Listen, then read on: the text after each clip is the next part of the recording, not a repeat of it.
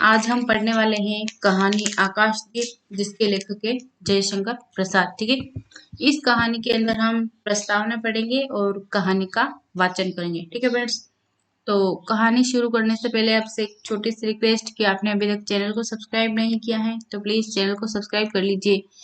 इससे दो फायदे होंगे।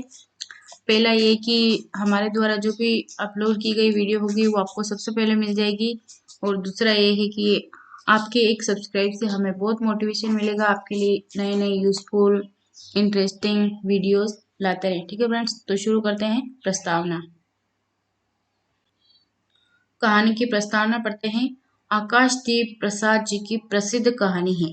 वह वातावरण प्रधान नाटकीय कहानी है। इसका आरंभ छोटे छोटे संवादों द्वारा होता है। इन संवादों या कथोपकथनों में जिज्ञासा या कौतूहल का तत्व विद्यमान है।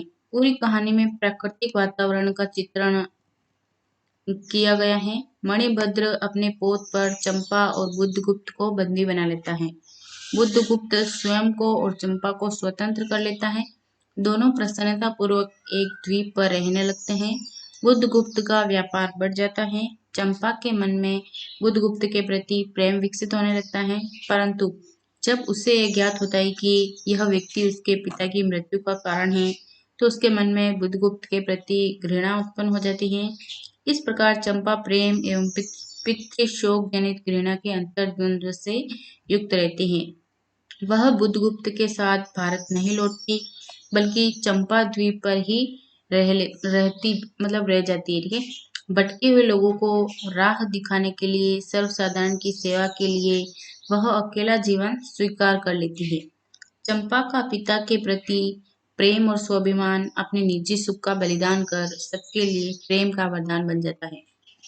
प्रसाद जी ने चंपा के मनोविज्ञान का मार्मिक चित्रण किया है। ठीक है फ्रेंड्स, ये थी इस कहानी की प्रस्तावना, और अब हम कहानी का वाचन करेंगे। ठीक है फ्रेंड्स, कहानी का वाचन कुछ बातचीत से होता है। ठीक है, कथोपकथन से होता है। बंदी: क्या है, सोने दो। मुक्त होना चाहते हो? अभी नहीं, निद्रा खुलने पर। चुप रहो, फिर अवसर न मिलेगा। बड़ा शीत है, कहीं से एक कंबल डालकर कोई शीत से मुक्त करता। आंधी की संभावना है, यही अवसर है। आज मेरे बंधन शिथिल हैं, तो क्या तुम भी बंदी हो? हाँ, धीरे बोलो। इस नाव पर केवल 10 नाविक और प्रहरी हैं। शस्त्र मिलेगा? मिल जाएगा। पोत से संबंध रज्जू काट सकोगे? हाँ। समुद्र में हिलोरें उठने लगी। दोनों बंदी आपस में टकराने लगे।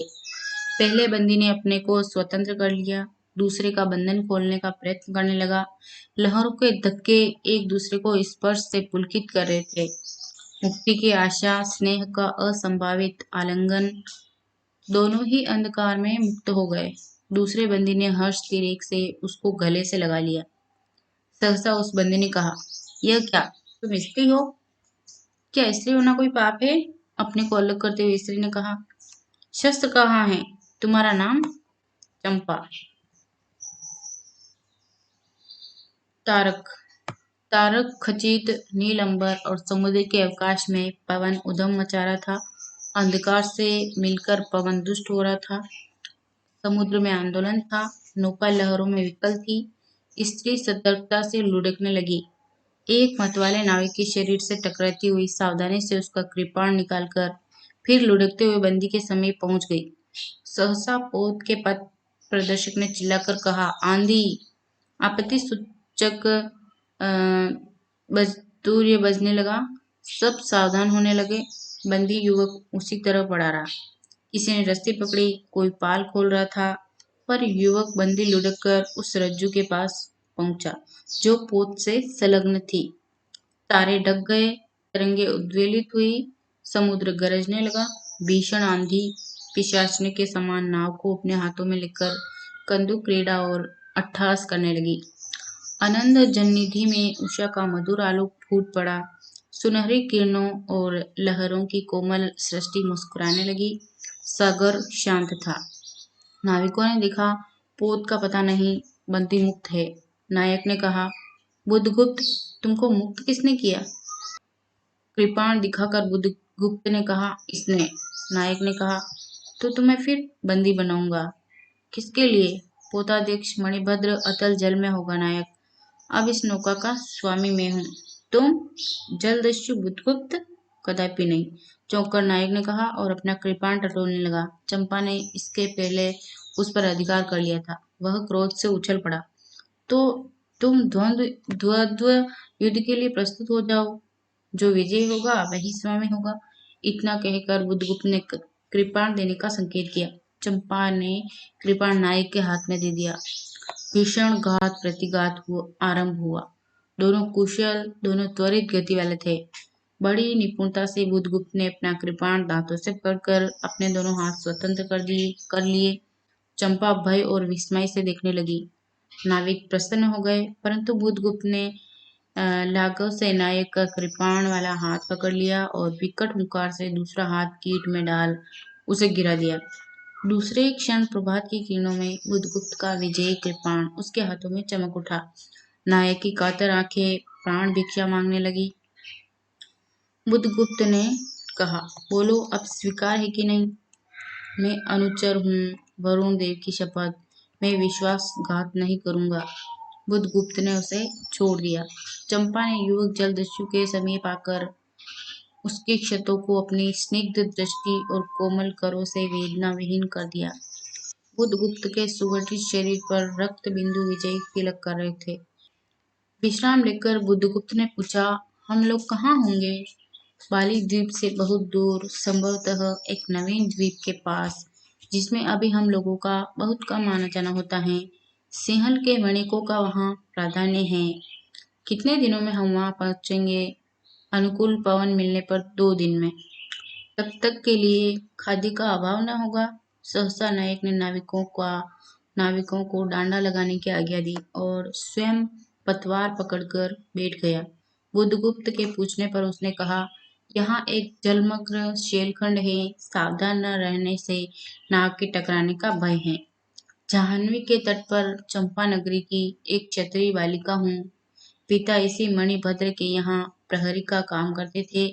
माता का देहावसान हो जाने पर मैं भी पिता के साथ नाव पर ही रहने लगी। 8 बरस से समुद्र ही मेरा घर है। तुम्हारे आक्रमण के समय मेरे पिता ने ही 7 दस्युओं को मारकर जल समाधि ली। 1 मास हुआ मैं इस नील नभ के नीचे नील जल निधि के ऊपर एक भयानक अनंतता में निस्सहाय हूँ, अनाथ हूँ। मणिभद्र ने मुझसे एक दिन घृणित प्रस्ताव किया। मैंने उससे गालियां सुनाई। उसी दिन से बंदी बना दी गई। चंपा रोष से जल रही थी। मैं भी ताम्रलिप्ति का एक क्षत्रिय हूँ चंपा, परंतु दुर्भाग्य से जलदस्यु बनकर जीवन बिताता हूँ। अब तुम क्या करोगी? मैं अपने अदृष्ट को अनिर्दिष्ट ही रहने दूंगी। वहां वह जहां ले जाए। चंपा की आंखें निस्सीम प्रदेश में निरुद्देश्य थी। दुर्दांत दस्यु ने कहा, अपनी महिमा से अलौकिक एक तरुण बालिका। वह विस्मय से अपने हृदय को टटोलने लगा।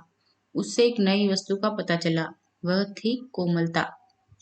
ठीक है, ये कहानी अब 5 बरस आगे बढ़ती है। ठीक है, 5 बरस बाद चंपा के एक उच्च सोंद पर बैठी हुई तरुणी चंपा दीपक जला रही थी।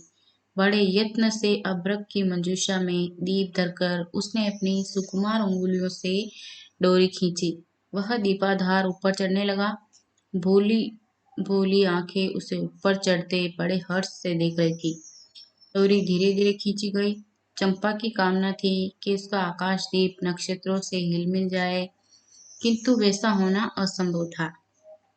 उसने आशा भरी आंखें फिरा ली। मुझे इस बंदी गृह से मुक्त करो। अब तो बाली, जावा और सुमात्रा का वाणिज्य केवल तुम्हारे ही अधिकार में है, महानाविका। परंतु मुझे उन दिनों की स्मृति सुहावने लगती है जब तुम्हारे पास एक ही नाव थी और चंपा के उपकूल में पण्य लाद कर हम लोग सुखी जीवन बिताते थे। इस जल में अनेक बार हम लोगों की तरी आलोकमय प्रभात में तारिकाओं की मधुर ज्योति में थिरकती थी। बुधगुप्त उस विजन अनंत में जब बाजिश हो जाते थे, दीपक बुझ जाते थे, हम तुम परिश्रम से थक कर पालों में शरीर लपेट कर एक दूसरे का मुंह क्यों देखते थे? वह नक्षत्रों की मधुर छाया। तो चंपा, अब उससे भी अच्छे ढंग से हम लोग विचार सकते हैं।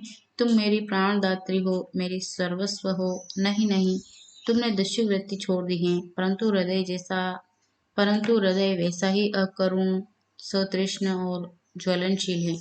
तुम भगवान के नाम पर हंसी उड़ाते हो, मेरे आकाशदीप पर व्यंग कर रहे हो। नाविक, उस प्रचंड आंधी में प्रकाश की एक एक किरण के लिए हम लोग कितने व्याकुल थे। मुझे स्मरण है, जब मैं छोटी थी, मेरे पिता नौकरी पर समुद्र में जाते थे। मेरी माता मिट्टी का दीपक बांस की पिटारी में भागीरथी के तट पर बांस के साथ ऊंचे टांग देती थी। उस समय वह प्रार्थना करती, भगवान, मेरे पथ भ्रष्ट नाविक को अंधकार में ठीक पथ पर ले चलना। और जब मेरे पिता बरसों पर लौटते तो कहते, साध्वी, तेरी प्रार्थना से भगवान ने भयानक संकटों से मेरी रक्षा की है। वह गदगद हो जाती, मेरी माँ। आह नाविक, वह उसी की पुण्य स्मृति है। मेरे पिता, वीर पिता की मृत्यु के निठुर कारण जलदस्यु। हट जाओ। सहसा चंपा का मुख क्रोध से भीषण होकर रंग बदलने लगा। महानाविक ने कभी वह रूप न देखा था। वह ठठाकर हंस पड़ा। इतना जल, इतनी शीतलता, हृदय की प्यास न बुझी, पी सकूंगी? नहीं। तो जैसा वेला से चोट खाकर सिंधु चिल्ला उठता है, उसी के समान रोदन करूं, या जलते हुए स्वर्ण गोलक सदृश अनंत जल में डूब कर बुझ जाऊं? चंपा के देखते देखते पीड़ा और ज्वलन से आरक्त बिंब धीरे धीरे सिंधु में चौथाई आधा फिर संपूर्ण विलीन हो गया। एक दीर्घ विश्वास लेकर चंपा ने मुंह फेर लिया। देखा तो महानाविक का बजरा उसके पास है। आह चंपा, तुम कितनी निर्दयी हो। बुधगुप्त को आज्ञा देकर देखो तो वह क्या नहीं कर सकता, जो तुम्हारे लिए नए द्वीप की सृष्टि कर सकता है, नई प्रजा खोल सकता है। अपना हृदय पिंड निकाल अपने हाथों अतल जल में विसर्जन कर दे। महानाविक, जिसके नाम से बाली, जावा और चंपा का आकाश गूंजता था, पवन थर्राता था, घुटनों के बल चंपा के सामने छल छलाए आंखों से बैठा था। सामने शैलमाला की चोटी पर हरियाली में विस्तृत जलदेश में नील पिंगल संध्या, प्रकृति की सहृदय कल्पना, विश्राम की शीतल छाया स्वप्न लोक का सृजन करने लगी। उस मोहिनी के रहस्यपूर्ण नील जाल का कुहक स्फुट हो उठा, जैसे मदिरा से सारा अंतरिक्ष सिक्त हो गया। सृष्टि नील कमलों से भर उठी। बुधगुप्त, आज मैं अपने प्रतिशोध का कृपाण अतल जल में डुबा देती हूँ। हृदय ने छल किया, बार बार धोखा दिया, चमक कर वह कृपाण समुद्र का हृदय बेचता हुआ विलीन हो गया। मैं तुम्हें घृणा करती हूँ, फिर भी तुम्हारे लिए मर सकती हूँ। अंधेर है जलदस्यु, तुम्हें प्यार करती हूँ।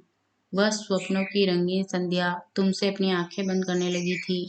दीर्घ विश्वास लेकर महानाविक ने कहा, इस जीवन की पुण्यतम घड़ी की स्मृति में एक प्रकाश गृह बनाऊंगा चंपा, यही उस पहाड़ी पर।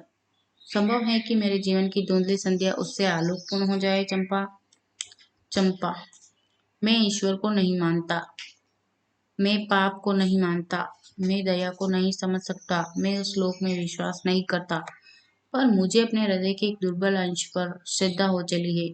तुम न जाने कैसे एक बहली हुई तारिका के समान मेरे शून्य में उदित हो गई हो।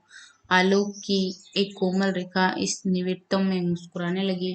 पशु बल और धन के उपासक के मन में किसी शांत और एकांत की कामना की हंसी खिलखिलाने लगी, पर मैं न हंस सका। सहसा चैतन्य होकर चंपा ने कहा, बुद्धगुप्त, मेरे लिए सब भूमि मिट्टी है, सब जल तरल है, सब पवन शीतल है। कोई विशेष आकांक्षा हृदय में आई के समान प्रज्वलित नहीं। सब मिलाकर मेरे लिए एक शून्य है। प्रिय नाविक, तुम स्वदेश लौट जाओ विभवों का सुख भोगने के लिए, और मुझे छोड़ दो इन निरीह भोले भाले प्राणियों के दुख की सहानुभूति और सेवा के लिए।